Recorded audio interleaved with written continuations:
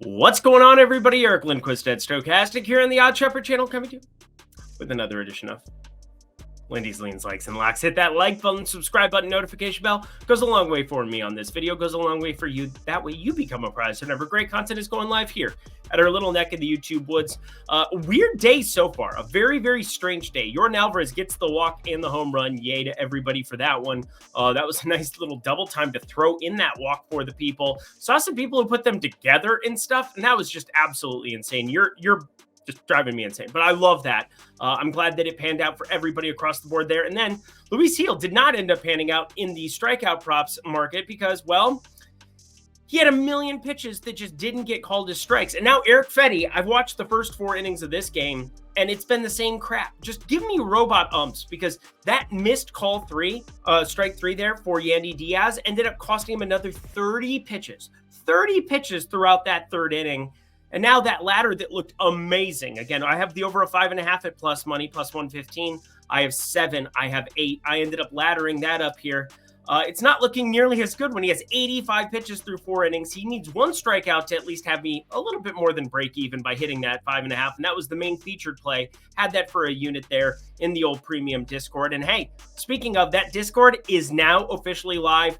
The OS Marketplace is now your center for picks and for tools. But from my side of things, I'm going to be doing picks exclusively for you. If you want to get my picks package 50% first week or month off using Lindy 50 at the link below. If you guys want to come hang out in that Discord, again, this is kind of like it was a soft opening over the course of this week as we brought a lot of our OS OGs over from the old Discord to the new one. Well, Lindy 50 will get you everything that you want from me, including, well, some pick'em cards. I've got some pick'em cards that have been pretty good from the get-go here. We had a Prize Picks W right off the bat. We had a Pick 6 winner that I wasn't even planning on. Somebody was asking me about it. I'm usually playing some Pick 6 on the side, doing my own thing with that, but people ask for it. I'm going to be posting it. This can be literally whatever you want it to be. If you're playing pick'em sites, I'm going to be covering all of that. If you're playing over at the books, I'm going to be covering all of that. And speaking of books, Bet365, it's a great opportunity you have down below, especially if you're in Pennsylvania. Look at that Pennsylvania launch. Bet 5, get 150 in bonus bets and 50 spins in their virtual slot machine. Goodness. So check that out down at the link below as well. If you're 21 and over, if you have a gambling problem, please call 1-800-GAMBLER. But I'm going to just put some of the negativity on the heel strike calls and the Fedde strike calls to the side. We've had an all right time here so far. We're going to keep things rocking. It's Thursday, 10 games on the slate. Producer Jacob, let's get to the picks.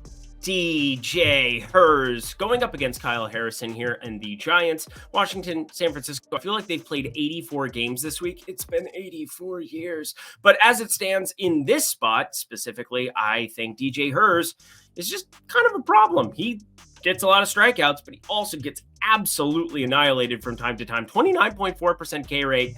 But 38% hard hit. We have a very small sample size on it, but 10.3% barrel percentage, not ideal. However, Kyle Harrison is like a known quantity at this point that he's going to give up some of that hard contact. He's been popular in the stochastic streets for some of the slates where he's been on in San Francisco. But in Washington, in this specific spot, this is probably the most difficult slate I've had to break down in quite some time. I'm still going to be backing him despite a lot of this ridiculous hard hit. 45.6%, 10.5% barrel percentage. And this comes down to, I trust the top of this San Francisco lineup that just brought Gerard Encarnacion. Matt Chapman's been there forever. Patrick Bailey, Gila Ramos, Lamont Wade Jr. has been playing pretty well. Overall, this San Francisco lineup is just drastically better top to bottom than what you're getting on the Washington side. So at minus 130, there's actually a minus 120 over at Caesars. I would bet this up to minus 130. Actually wouldn't be playing it at that given number. There's a minus 128 over at FanDuel. Where else is there? Minus 120 is the Caesars number. That's where I ended up getting this. This is where you want to get this right now. Be early to it. If this moves outside of that number, go ahead and pass. But for right now, looking pretty positive EV. Next up on our boarding walk, Frankie Montas, new Mr. Milwaukee Brewer, going up against Charlie Morton and these Atlanta Braves. And let's just talk home runs, shall we? We're looking at some decent enough hitting weather there in Atlanta. And Frankie Montas is not good. He's just not. I'm not sure what Milwaukee's going to try to do with him or why they went out and got him, but here we are.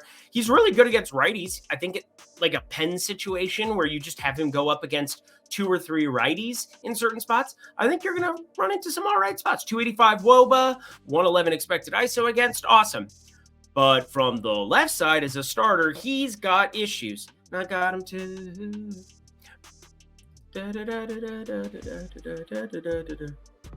Some of you know. And one of them is How Bad I Need Ya. Matt Olson, I might need this. And Jared Kelnick, actually, too, has been buried to the bottom of the depths of the sea in the aftermath of a lot of guys getting called up. Whatever else, or just guys getting healthy. But Frankie Montas gives up crazy power here to lefties. Only a 16.9% K rate, but a 227 ISO and a 226 expected ISO against that side of the plate. So Frankie Montas, we're going to be looking at the long ball. Matt Olson better than plus 245. And what did I have for the break even for Jared Kelnick? Plus 320. Yeah, those will both be on the card. So looking like Schwarber and Harper that we had here from Wednesday night. That was funny because we just talked about the prospective home run plays that are just getting underway here. Kyle Schwarber about to take his at bat. But Randy Vasquez, Luis Ortiz here in this spot. And I'm not a big Luis Ortiz fan, but I also am not a Randy Vasquez fan. So I'm not looking to back either team. And usually when you hear me talk about that, about starting pitchers, I'm looking at the first five market first. And generally, those are just jacked out of control to places that we can't really touch it. And that's kind of the case here yet again. But 8 and 8.5. Now, there's 8.5 that was the opening number at even money over in FanDuel. I gave that a little taparoo. God, I do a lot of Happy Gilmore quotes, and nobody ever acknowledges them down below. It's fine. Anyway, Randy Vasquez is just absolutely horrendous here, and he gets out of out of San Diego, other California city here. 502 expected slugging, 372 xWOBA. Now, Petco has played up for home runs, neutral for the homers, but Pittsburgh, this is definitely not a spot where I thought I would be firing up 8.5 here, but 8.5 even money is on the card for me. I think 8 they're going to show up with like minus 120, so I'm saying minus 118 or better if it shows up on 8 at other books as they start to introduce these. And then 8.5, that's probably going to be the prevalent number where you're seeing minus 110s, minus 105s. I love the even money that I just got. Hopefully you can get that too, and we can party, and this thing doesn't get to 9 too quickly. The Mets in Colorado, they are just getting, it's just been an interesting series altogether. The Mets put up an absolute dud here, and then the Mets got after it early, as you might expect, against Ryan Feltner. Talked about that. But David Peterson, Austin Gomber on the mound in this one. We've seen some weird totals. Like Coors Field, this is the first time I can really remember where books didn't open in like a consensus market on like the same number, 11 and a half. Now, it started to neutralize around 11, but there was 10 and a half that had opened on FanDuel, or it was extremely juiced. Now, this has become more of the habit here in some of these nice hitting environments, or the inverse. When we have Wrigley with the wind blowing in, we've seen totals that have really had a ton of hold on both sides. You need to be paying attention to that because it really matters at the end of the day in your bottom line. And that's why I can't pull the trigger here on the run line, which is now already gone from even money to minus 102, and it's probably going to start creeping up here on the Mets side. I'm sure it'll be reacting live to what happens at the end of this Mets game, but as it stands right now, I'm probably not going to make any stand on this game. This is definitely going to be one in the premium Discord that I discuss, that I cover props on. Afternoon baseball here out in Colorado, those are always interesting type game environments, but we're seeing this thing steamed up immediately by the books. I think you got to kind of show a little bit of caution here, but 12:10 Pacific time, 3:10 Eastern time. Look at me doing 3 hours. Just add 3 hours, you dipshit. Yeah. If you want to know if I end up having a play on this one, hit me up at Eric Lindquist over on X. I'll be happy to let you know. Also happy to let you know that 50% off the first week or month of the OS Marketplace down at the link below. If you want my picks, if you want to be hanging out with me in that Discord and asking me questions, which I think is the most valuable part of this, get my week or monthly package off for Lindy50 using that promo code Lindy50. Get 50% off right now at the link below. I don't have to say anything else. Again, this is just come hang out with me. I'm cool. I'm with it. I'm hip. I'm not going to do the whole bit. Back to the picks we go. Throw me a freaking bone here, boss. Need the info. Hunter Green, he's pretty good. This Kyle Tyler fellow, not as good, but we'll see. 13% walk rate just jumps out to you right from the get-go. 44.6% hard hit is not good in any way, shape, or form. I don't think we see a ton of Kyle Tyler in this one, but either who, we're going to just focus on Hunter Green here because I think this is the first time that we can really unleash the clip on a Cincinnati Reds pitcher going up against a Miami Marlins offense in Miami and really reap the benefits. Hunter Green, the strikeout stuff is always alluring. He's one of my favorite pitchers in baseball. Are they going to open up with an 8.5 here? I think they might. I think they really might. And as such, I'm going to make this a ladder up to 10. I'm going to kind of cut it off at 10. I'm just going to make that a hard and fast rule, and I'm not going to go to like 11 or 12 right from the get-go here, but I'm going to entertain it. I'm very curious to see where FanDuel drops some of these lines at. It's like, see what they can fish out of me, because I'm very interested in a guy here in Mr. Hunter Green with the insane 100-mile-per-hour velocity there on the fastball, has incredible slider, and then a split that he throws in from time to time, but a 187 expected batting average against. He's avoiding contact, period. And then 28% K rate, has room to grow, friends. It has room to grow. I'm 0 to midnight, too. The Angels and the Yankees up next here. Nestor Cortes, he's going to be on the mound here for, well, it's two southpaws. Mr. Anderson. Tyler Anderson, yeah, regression mode has been in store for him for a while. I know the underlying metrics were good once upon a time, but only an 18% K rate and a 320 xWOBA going into Yankee Stadium. Best of luck to you, pal. I can guarantee you one thing, the run line on the Yankee side will be a popular play, just like it was in that game 1 and game 2. But the game 2, oh boy, the Angels just absolutely got after it with them bad selves. Also, Eric Fetty got up to 6 strikeouts, so I won't break everything, at least. Cool, I made like 0.1 units. Let's see if he comes out for the 6th. But anyway, yeah, the Angels just absolutely knocking the socks off of the Yankees, which... whatever. Anyway, Nestor Cortes, coming off of this doubleheader, I do think we're going to see a refreshed bullpen, or still a nice intact back of the bullpen, considering both of them, Angels, Yankees, they both had their games. The Yankees dominated game 1. So far, the Angels dominating game 2. I think this gives us an opportunity to say, oh, well, the books might just inflate Nestor Cortes, or maybe depreciate it, if you will. I still think he's going to be very live. And it's not a market that I talk about a lot on this program, but as I was running some of the previous numbers, he's pretty much been at 17.5, minus 125 in the last couple of games. I think we're going to get something similar here, but I think this is actually a nice parlay piece for a lot of people over you playing Pick'em. I've had a lot of people asking me about the Pick'em sites. And then I think from a sportsbook perspective, anything better than minus 134, this ends up being the number, 17.5. I mean, 18.5 is a very rare number to run into. You see that with like the Chris Sales of the world, guys that are very, very good here at pitching. Nestor Cortes is no slouch by any means, but he's not like elite like some of those other pieces. He's good at avoiding the walks, 5.2% barrel percentage. Walk percentage. So I don't have to worry about the Luis Heel crap where you can't even get through 5 innings. It's a lot of talk to just get to Nestor Cortes over 17.5 outs. Probably going to be a play for me. How about Jackson Holiday? Celebrate. He's been really good. Goes yard again on Wednesday. Insane stuff from the young kid. I've said this a lot. Baltimore 1 through 9, just scary. Absolutely terrifying here at the moment. And that's what I'm looking at here with Kevin Gausman, who this splitter is not the splitter of old. It really, really isn't. And I don't really understand why I'm getting minus 120 on Dean Kramer going up against this Toronto lineup. I know that Vlad Guerrero Jr. is awesome. I know Joey Loperfido is somebody that is supposed to be awesome eventually, the trade that they ended up getting him from Houston this year. And I know that Ernie Clement can now run really, really fast and steal bases and do stuff. And I know George Springer has good underlying metrics, even though this is not like a George Springer.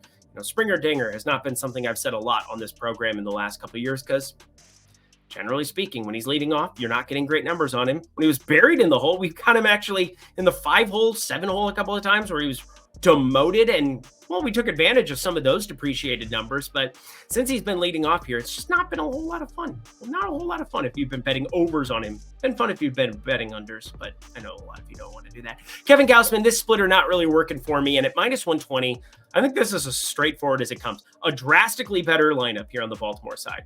Kevin Gausman, not nearly as good as he used to be, giving up crazy hard hit, 43.6% hard hit, 349 xWOBA, 11.2% barrel percentage, and taking on one of the best teams in baseball against right-handed pitching.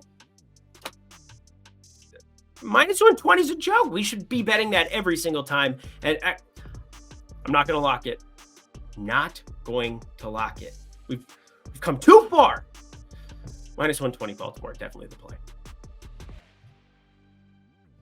Tampa Bay at St. Louis, 2 games to go. Hit the like button, subscribe button, notification bell. It starts to get a little bit weird after this one. It gets a little bit strange, if you will, after this. Well, 3 games left, but 2 after this are just insane. We'll try to cover something there. But Tampa Bay and St. Louis in this one, Kyle Gibson, you know by now I don't really like him, even though he's been pitching much better than I anticipated this season. A 340 xWOBA isn't good. A 433 expected slugging is not very good, but 4.04 ERA looks pretty okay. 4.80 expected ERA does not. I don't know how he's doing it, whether it's just magicianship or is that a word?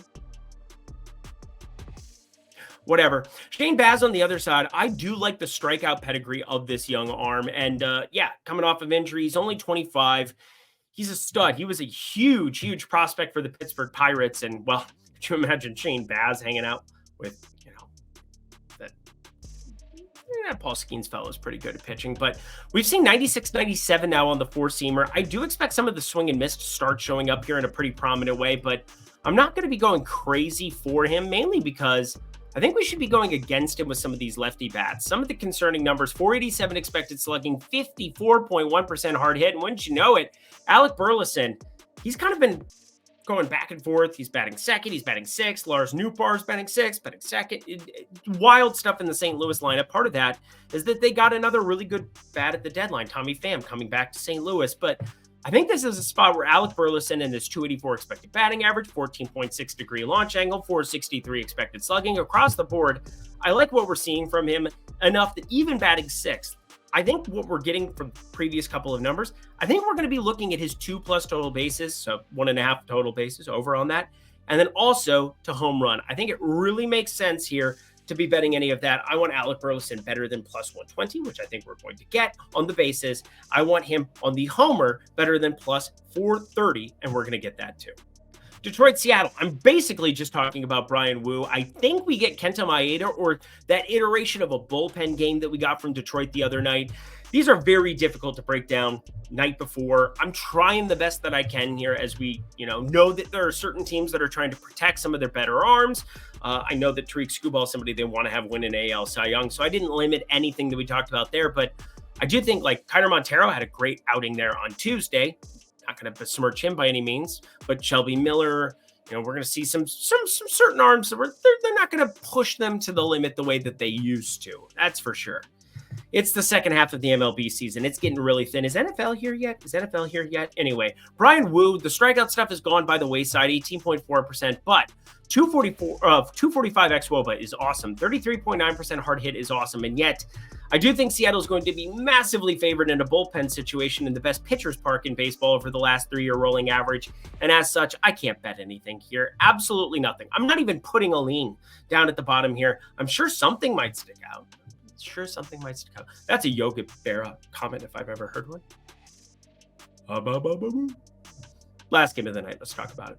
Or let's at least attempt to talk about it, where it's Jordan Montgomery for sure on the Arizona side, and a lot of options. And it's going to kind of matter what ends up happening here against the Dodgers on Wednesday night. And I say that because I do think Colby Allard is live to start against Arizona.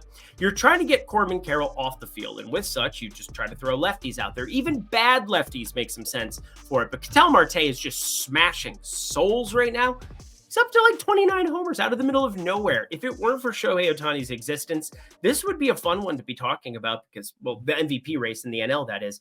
Francisco Lindor, Ketel Marte. I don't know how I'd pick between the two of them in the NL over the course of their second halves of the season that have been insanity. But Jordan Montgomery, he ended up having a rain-shortened outing. He looked all right through the first 3 innings of that one. I'm not going to say incredible and, Jordan Montgomery's back and we're going to start backing him, because really we've been attacking him more than not this season. 295 expected batting average is absurdly bad. 464 expected slugging ain't good either. But at least I'll give you a lean here on the Arizona side, because there was some hope there. The Phillies, if you have Allard out there, he is absolutely, oh boy, that can't be fun to know that that's coming down the pipeline. 463 expected slugging for him. But I do think the Southpaw has a chance to start here to try to get Carroll demoted to the 8-hole, maybe out of the lineup entirely. He's starting to figure it out here, but as it stands, I will not be probably attacking anything in this game. I think I'm probably going to be more interested in props from the Detroit-Seattle game, if I have to be honest, but lots to be breaking down tomorrow. Again, this is the most difficult slate I feel like I've broken down the night before here in quite some time. hit me up at Eric Lindquist. I'll give you some freebies. I'm sure I'll post some freebies as well. But check out the marketplace if you really want to ask me questions and get in depth there. And that does it for another edition of Lindy's Leans, Likes, and Locks. Head to the comment section below. Let me know your favorite plays that exist on the board for Thursday. I'm going to have more information there. This is just one of those, it's very, very strange. Thursdays are generally like 4 or 5 games, so it's very strange to get like 10 on Thursdays, but I suppose they're probably ramping them up here before the NFL starts, where it gets really bleak on some of those Thursdays. We'll take a look, and then it'll be playoff time, and we won't have to think about it as much anymore. But head to Bet365 as well. They're down below. You bet 5, get 150 in bet credits, only if you're 21 and over. If you have a gambling problem, please call 1-800-GAMBLER. And then, of course, that marketplace, Lindy50. Lindy50 is the promo code. You can sign up for that down below as well. It's so nice to bring you those offerings, and hey, offerings where I can be in there hanging out with you a lot more, talking a lot more types of bets.